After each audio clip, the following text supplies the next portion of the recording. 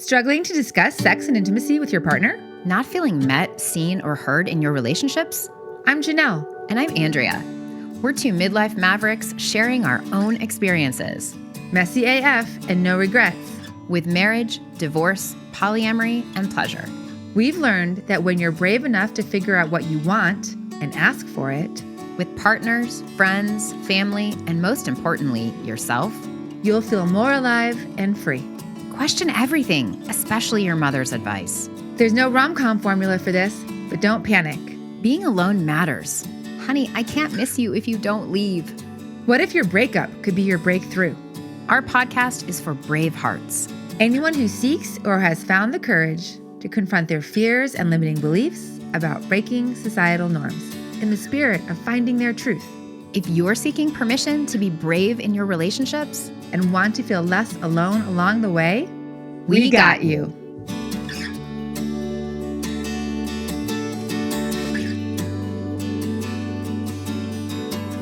Hi, Bravehearts. Welcome to Permission to Be Human. I'm Andrea.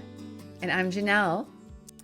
And we have something special prepared today. Our Bravehearts have been asking what it is that we do and why, what led us to this podcast, and how does it relate to what we do every day. And so I shared what I do for coaching, and now Janelle is going to talk about what she does. And this will be a nice little interval before we kick off season 4 with a new question. And our season 4 is starting next week. Yeah, very soon. So I have Janelle as my guest today. She's usually the host. Today she will be the guest. Okay, let's get to the juicy bits. Janelle, you describe yourself as an erotic wellness practitioner and advocate. Can you please start by sharing what is erotic wellness? I'm so glad you asked. Wellness is a huge $1.8 trillion industry in the U.S. But we have an emphasis on our physical and our mental wellness. How many of us go to the gym or plan our workouts? For our mental wellness, maybe we see a therapist or take our mental health days. And sexual wellness is a subset of wellness, but it actually focuses on our physical health, such as safe sex practices, contraception, and the treatment of sexual health issues.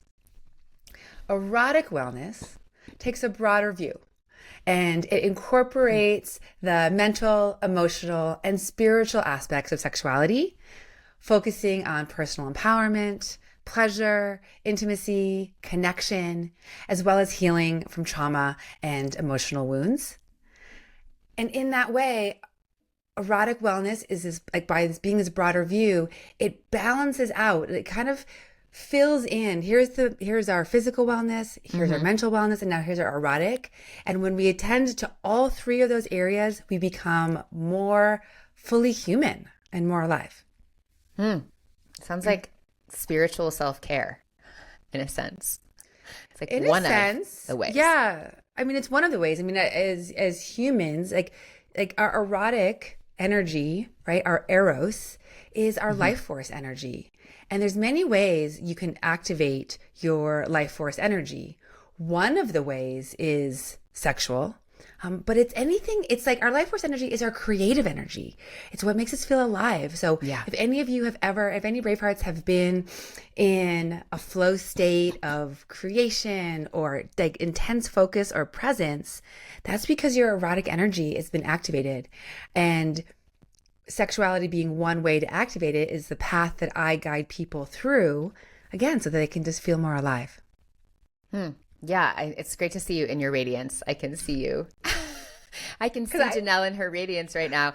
And what arose for me as you were saying that was that in kind of this beautiful, messy way, I can see how my life force has been both creativity and sexual pleasure, and the melding and weaving together of both of those.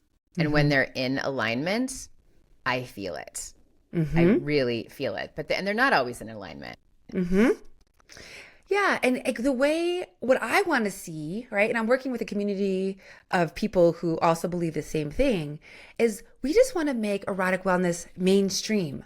Like normalize the need for skills and education in the areas of pleasure and intimacy, and recognizing that it's a vital part of our holistic health. And we can empower each of us to reclaim our erotic energy as a source of healing and personal growth. Okay, quick question as an aside. Is erotic wellness something that someone should start when they're 15 at puberty? It's a great question. And what I believe, right, is that in our culture, we use sex to sell literally everything. And yet we also have a deep culture of shame and fear and guilt around sex and pleasure. And my desire is to like allow everyone to realize that their sexual health, their erotic health is totally normal and necessary to feel whole and human. And so the early, like the younger they can be aware of that, the better, but obviously everything is taught on what's age appropriate. But again, there's feeling, life force energy is a feeling that like moves through us that happens to 10-year-olds and 15-year-olds, right? I mean, it's like running around feeling free, right? And so we're just, the erotic piece of that changes as we get older into like, how it can be activated. But normalizing that feeling for everybody is a desire that I have. That's really important. And a friend of mine told me once that her mother told her, sex is a powerful instinct. And I think that's the only thing she told her when she was 13. Just a little bit too little. But I think it really got to the root of it. And I'm just aware of this as you talk about our Puritan ancestral lineage, that even me like saying, no, you can't be alone with your boyfriend in your bedroom, puts a shame on that sex. So it's very tricky to navigate as a parent. Right. Versus acknowledging, there's going to be feelings that are coming up inside of you. Yes. How do you want to actually navigate those feelings? And there are ways to allow, we talk about emotional release tools on this podcast many times, right? It's an instinct, it's an energy, and there's ways to allow it to move through our bodies that are appropriate and also fun. Of course, right. And it sounds like erotic wellness seems so essential. And I think what you've just described is why we haven't heard of it before, right? Or why it's not mainstream. Yes, I would even say it's actually a new term that I'm wanting to like bring into the just awareness, right? I mean, there's lots of reasons why we haven't heard about it. One is that our sex education is so suppressed, and again comes really back into like the physical or don't get pregnant is kind of the sex education, which then ignores the fact that porn is so incredibly prevalent, and our young boys and girls are using that as that's their education. And porn is not an educational platform, and yet that is the main resource that kids and adults are using to inform their sexual behaviors. And again, which is why it doesn't, like, porn does not talk about communication and intimacy and moving slowly and attuning to one another's energies and being aware of what's inside my body. So, and knowing what my boundaries and what my desires are, right? These are all skills that none of us have really been taught, and what I teach the clients that I work with. And is there a way that even now media is rejecting sex as shameful or wrong? Are we still getting that message? So yes, something that I just learned relatively recently after following a nonprofit called the Center for Intimacy Justice is that there's so many restrictions and censorship around very specifically women and women's sex, women's body, women's reproductive organs. Words like pleasurable sex, menstrual cups, menopause, UTIs. These are all words that Google, Meta, and TikTok all censor. And including Amazon, and products have been removed, accounts have been suspended for using words like these in ads. And so even if we're trying to, it's like sex is bad and there is no nuance to understanding, no, sex is part of life. Sex is beautiful. It's incredible. It is, it can bring so much joy to one's life if we know how it works for us and how we can use it for our own fulfillment. Beautiful. And it's so outrageous that all those companies are like censoring those words. Yes. It's like part of our body. It's part of creating life. Yes. And so even for me, right, like I call myself an erotic wellness practitioner. Erotic is also a word that's often censored. And so I have to like spell it differently. As people who follow us on Instagram, we spell sex differently, because if we spell sex the way that it's spelled, then oftentimes our ads get, or our posts get censored. Right. And so it's like, it's just ridiculous. And for anyone knowing, we're just talking about it. And so as a result, at the moment, erotic wellness awareness is really about word of mouth. Got it. Okay. So what has been your journey to get here? Well, just tell me everything. Yeah, it's going to tell you. It's gonna, unfortunately, we have 90 episodes, which essentially cover all of this. But in a short summary, right? I am the daughter of a former Catholic nun and Catholic priest. Yes, really. So for crazy. Any new Bravehearts who don't know that or remember that. Surprise. And even and even though I grew up on religion and Disney and Cinderella, and I found my courage to outgrow these societal norms around pleasure and intimacy. And that journey started about 10 years ago for me. I was a 40-year-old feminist who finally found my one.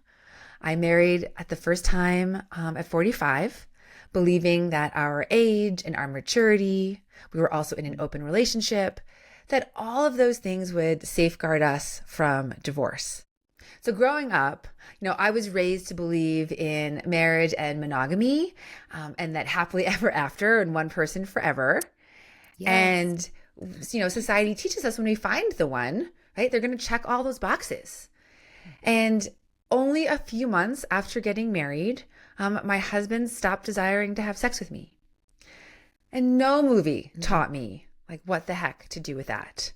And when it came to hard conversations, I didn't have the communication skills to handle the emotional pain, the hurt, the shame, the anger. I was a puddle of tears, and somehow everything was his fault. And, but yet we were determined. It wasn't like this is what he wanted either. So we were determined to fix this, right? But when talk therapy didn't help our sex life, we found the courage to seek elsewhere for resources, and we heard about Tantra retreats. And I started going to ISTA and to learning about my pleasure and my intimacy. And it turns out that the unwinding, the unlearning of societal conditioning is a painful one, right? It demands feeling, actually. I mean, that's the thing. That's really the fascinating thing about like waking up, and like, in order to feel our erotic energy, we actually just have to feel, and being willing and courageous enough to feel, or being willing to feel, takes courage, because we have to feel long suppressed emotions. We have to grieve the loss of imagined reality, letting go of how life is supposed to look, to actually looking at like what it is, and like throwing Disney out the window.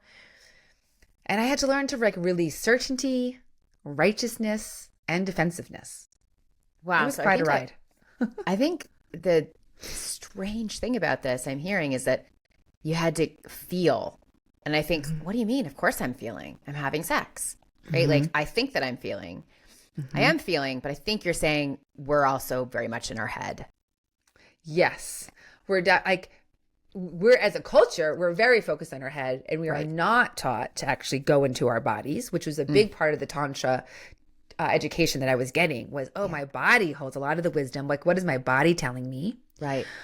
But, and then here's another crazy thing is that I realized I was holding shame and guilt around feeling good. I had spent my entire life prioritizing other people's pleasure above my own. So, like, it's kind of this wild thing of like, oh, okay, I'm just looking for pleasure. Oh, now I'm having pleasure. Oh, that's uncomfortable because is it okay that I'm in pleasure? Do I deserve to be in pleasure? Like, there's so many layers that we have to like navigate and break through to understand and kind of come to the truth of ourselves when it comes to our erotic nature. I just want to point out that what arose for me as you said that was like, oh yeah, women are trained to serve and like we're giving. But you know what? It's not a woman thing, is it? Because men are also saying, no, I just want to make you happy. No, I just want to give you an orgasm. I just want to make you come. Like, right, like your pleasure is my pleasure. Yeah, totally. Oh my God, how many times have I heard that? Your pleasure is my pleasure. Yes.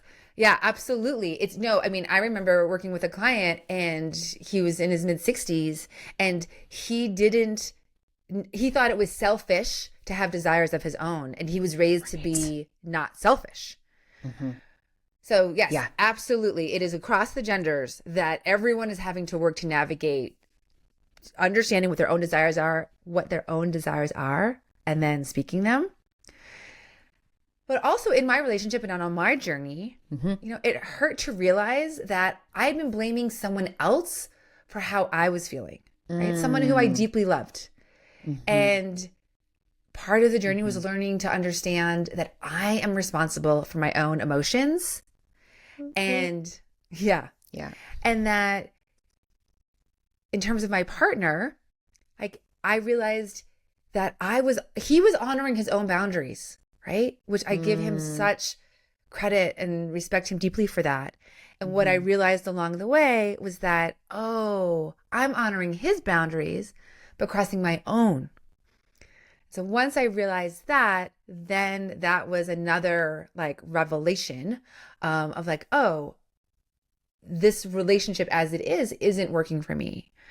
How are you crossing your own boundaries? That I finally realized, and I didn't know this. It wasn't like I knew this like consciously when we first were trying to figure out our sex lives, but that in the end, I was like, oh, I actually want to be having sex with my primary partner.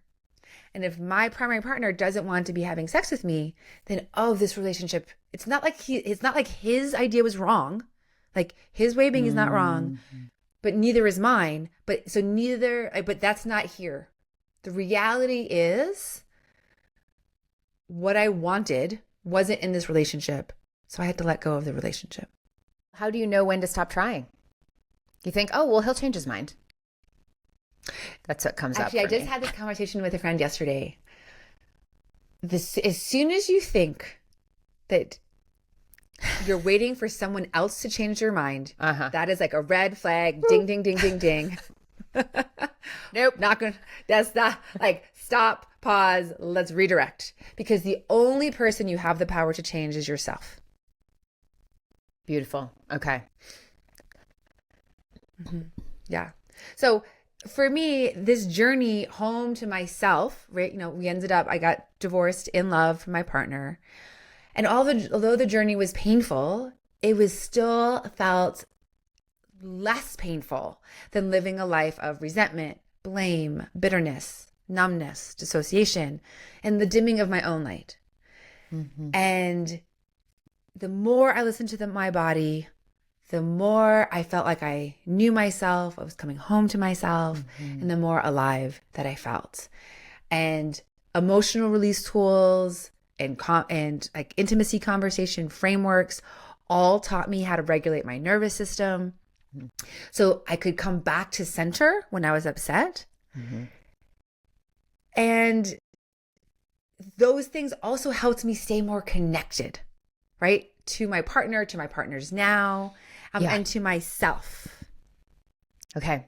Beautiful. And Bravehearts, you are such a Braveheart, Janelle. Thank you. And Bravehearts, if you missed our season 3, we actually delve into all of the tools she's talking about in our 12-part series of how to talk to your partner about sex and intimacy. So Janelle, why did you, I think I know the answer, but like, tell me about how you made the decision then to become an erotic wellness practitioner. Why did you start doing this? I really felt the path chose me, right? This career chose me. Like, my job has actually been to surrender to it. Yeah. I did not actually grow up thinking, oh, this is the vision, right? When you get your choice of careers, that this is on the list. It's not, right? And not only that, like, again, being in a culture that shames sex and intimacy, right? I had to be like, is this what I'm doing? But what I had to trust was that I felt more alive. I felt better, right? Like, I had a marketing company for 8 years. And it was during that time that in my personal life, I started studying Tantra and sacred sexuality. And more and more of my friends were in this line of work. And despite my initial like stigma and fear around it for myself, I realized in talking to them that they were truly changing lives. Beautiful. And one day I went to my closet and, I looked at my Burning Man wardrobe and my lingerie collection. I had worked in lingerie for 15 years. And I just like looked at and I was like, oh, I remember, like, I am a tantrika. Like, I hadn't done this work yet, but I just knew that I had done this before. What's a tantrika? A tantrika is someone who practices tantra. And so it's another like word you could use for erotic wellness advocate. It's just a little bit more of a narrow term. So I call myself an erotic wellness advocate now, but in the moment it was like, oh, I studied tantra and now I'm practicing tantra and now I'm sharing that with others.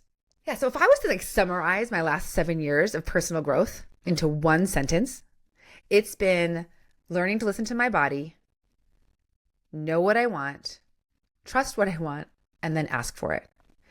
And that is the source of my freedom and joy. And that's what I want for others too.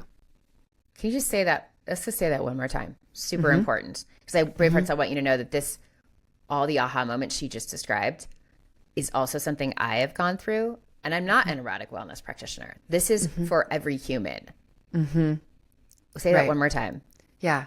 That, like, the summary of my personal growth journey over the past 7 years has been learning to listen to my body, to know what I want, to trust what I want, and to ask for it. Wow. And that has been the source of my freedom and joy. Okay. What a journey. Okay. So what do you do with clients? What is, in its essence, an erotic wellness practitioner? Yeah. An erotic wellness practitioner is someone who works with clients to liberate their sexuality through education, tantra, somatic therapies, and intimacy coaching. So tantra practices can include breath work, meditation, and energy work. Somatic therapies include yoga, dance, movement. Sexual education and intimacy conversations include learning about consent and setting boundaries and naming desires. And like, intimacy coaching is it's a place to provide safe and accepting non-judgment spaces for people to share their desires. So what's your exact offer? Yeah, in my case, like, erotic wellness, just like massage, like, there's so many different types of massage modalities that are out there. Erotic wellness, every practitioner is going to have their own flavor, their own training, what it is that they're offering. And in my case, I offer tantra sessions as well as BDSM sessions. And those incorporate online as well as in-person touch-based sessions. Okay. Thank you for clarifying that. I think it's a big question, a big, like, under the surface question. Yeah. And it's what's really important to me is that the reason why I offer in-person sessions is because in our culture, porn, which is so prevalent, is screen-based. And people do not have the skills for interacting with another human, how to touch another human with attunement, attention, and presence, how to read the signals that are verbal and nonverbal. And when I believe our culture is starving for connection and intimacy, that people want to feel connected with somebody else. And there are skills to do that. And this is why I offer in-person sessions. So true. Beautiful. Okay. So Janelle, who do you work with? I work with couples as well as individuals. And in terms of couples, I work with couples who are in a loving relationship, but their sex and intimacy is whether unfulfilling or non-existent. Oftentimes, my couples are middle-aged with kids that are older or out of the house, and they suddenly find that they have the time and energy to think about their sex life. And they love each other, but they are just wanting more. And they find me as a way to, it's like, I was actually saying this to a client the other day. He's a big golfer and he goes to the range and he practices his swing and, feels what the grip is in his hand and hears and learns through an embodied practice to get good at something. This is the same thing for sex and intimacy. Like the more we can practice it, and if someone can guide us to say, okay, what about this? Notice this. What if you touched this way? Then we can learn a lot faster and get to pleasure more quickly. Yeah. So in that way, I work with these couples so that they can gain skills on how to keep desire and fun alive in their long-term partnership. I'm hearing, just like anything else in life, it's okay to ask for help because we weren't schooled on this. Right. Especially, imagine a couple who's been together since college, right? They're now in their 40s or 50s or older, and they've never been with anybody else, but they also didn't know themselves at 20, right? And so they've kind of been utilizing the same level of knowledge. And that's something that I get actually, especially from men a lot, is who are super successful. I often work with longtime entrepreneurs and businessmen. They've been successful by every metric that society's ever given them. They have provided for everyone, put the needs of their wife, their kids, their employees first. And they actually have no idea how to put themselves first. And it's interesting because in our culture, we have this idea that men just it's all about the men. It's the patriarchy. They get whatever they want. And doing this work, I have found that is absolutely not true. That a lot of men do not know how to ask for what they want. They are actually giving so much of themselves. And how do you work with women? So for women, the cornerstone of my work with them is trust. Helping them trust themselves, helping them trust their bodies, and helping them trust other women. And so I work with women who feel stuck, stifled, or unfulfilled in their relationship with their partner or with themselves. They have unspoken desires and they want to discover their pleasure pillars. Did I mention that I just love what I do? It is so rewarding to work with people in an area that they are just longing to have someone hold their hand and give them guidance and let them know that they're totally normal, that their desires are normal, that whatever it is they want is okay, that they're not alone. There's lots of people who are struggling in this area. And all I'm doing for them is essentially holding their hand and telling them that whatever they want is okay. It's okay. Yeah, I just want to give some real life examples of just recently I met two different people who I sent to Janelle. One couple was having such a mismatch in desire. He wanted to have sex. She didn't want to have sex. Her libido's gone because of menopause. She loves him and she wants to give him what he needs, but she doesn't want it. And so how do they navigate that? Just really basic. I think this happens to a lot of people. And then in another situation, the one partner is very checked out with work, very stressed, lots of just disaster after disaster, a lot of tension in the household. And she's like, oh, I'm tired of trying. I'd just rather watch Netflix. Mm-hmm. Even though I want to have a good relationship with my partner.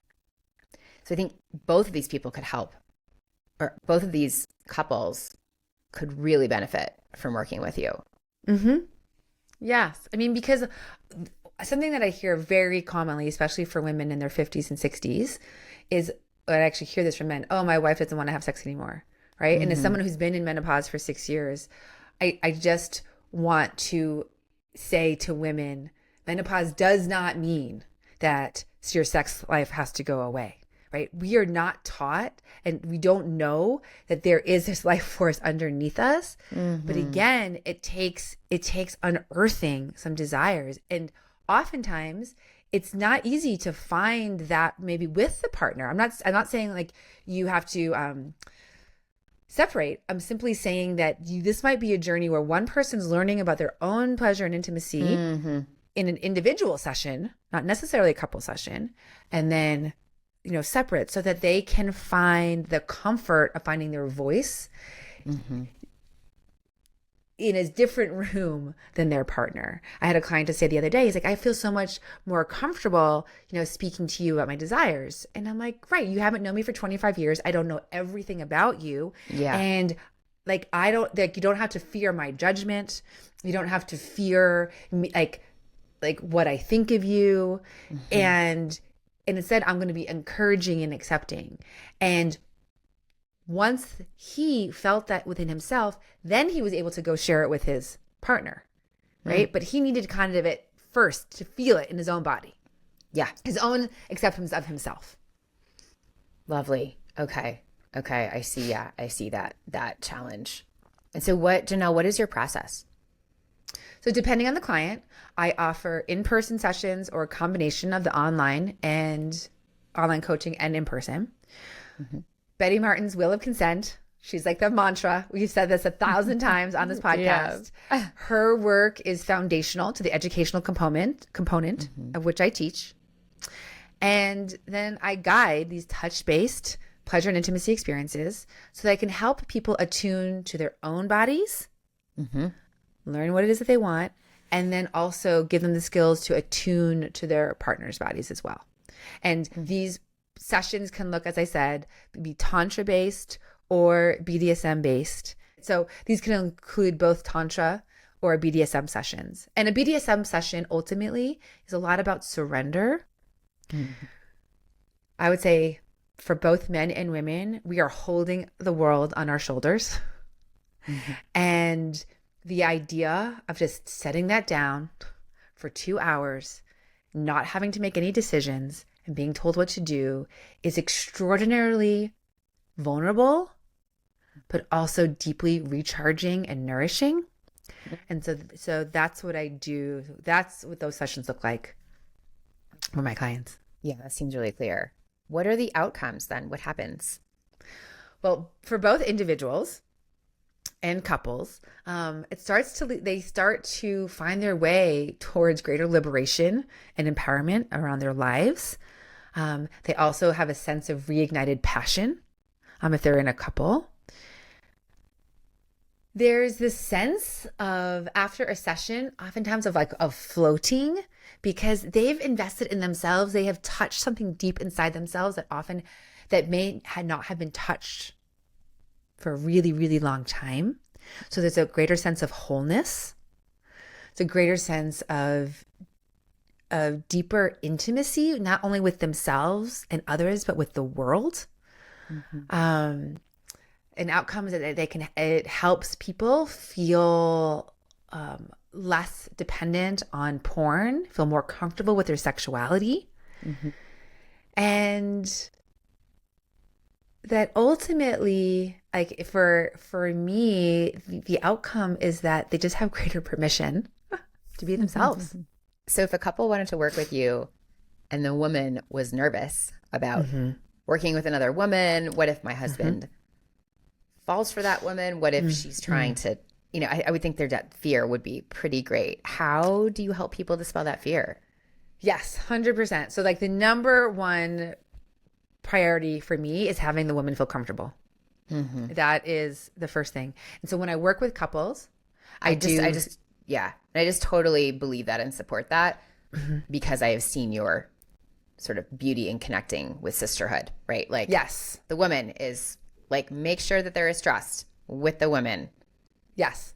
The trust with the women is like the most critical component. So when working with couples, especially if I do like my package offering immersion is 3 sessions, 3 in-person sessions. And the first one is me working with a woman, establishing that connection, that sisterhood, so that she can feel my heart. She can feel that, oh, I'm a professional. I'm here in service of their relationship. And so from that, then we build.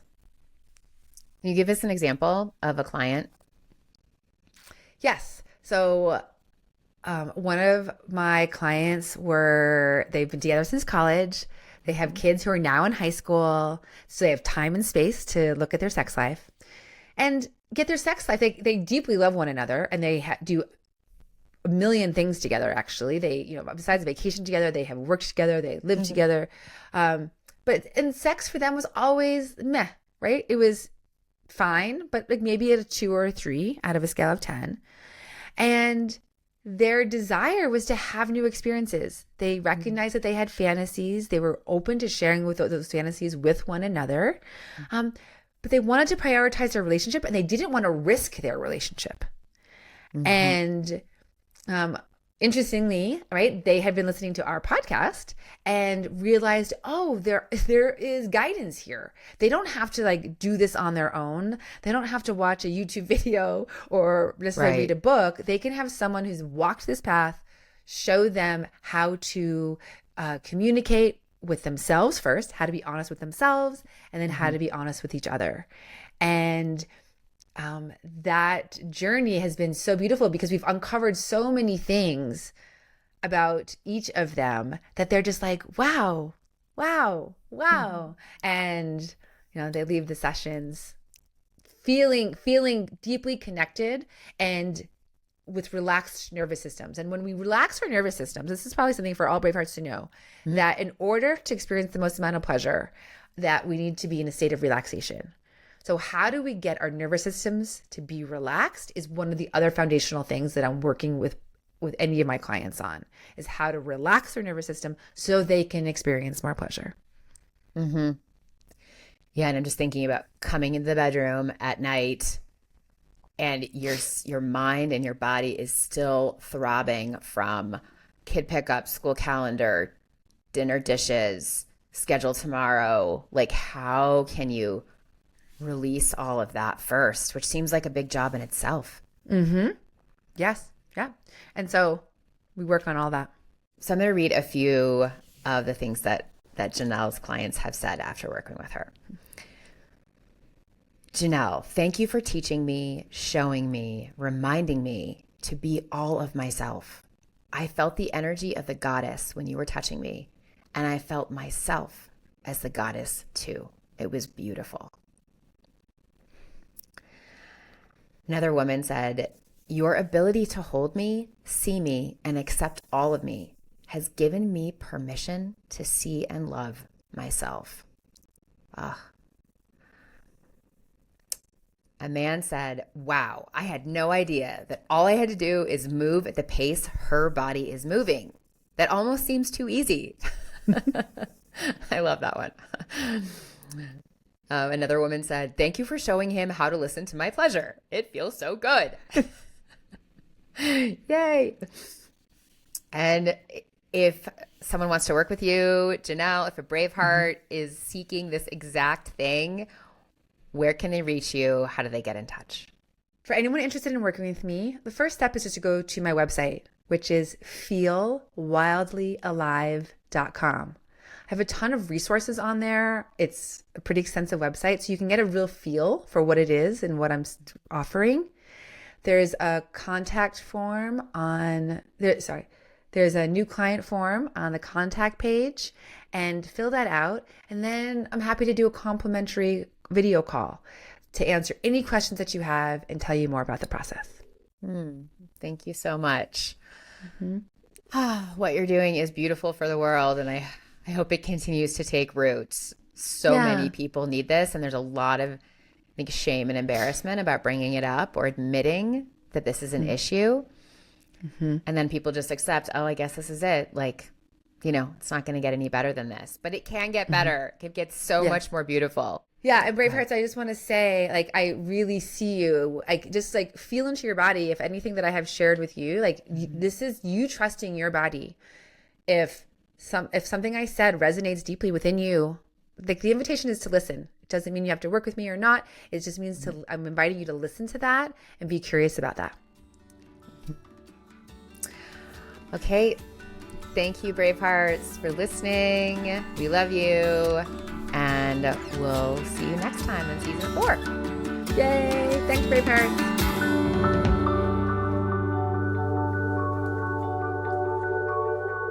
Hey, Bravehearts. Looking for permission? Work with us. Andrea offers permission coaching. And Janelle offers erotic wellness sessions. Follow us on Instagram. Meet us in real life at Permission to Be Human workshops in Denver. Subscribe to our newsletter. Do all this and more at our website, permissiontobehuman.live.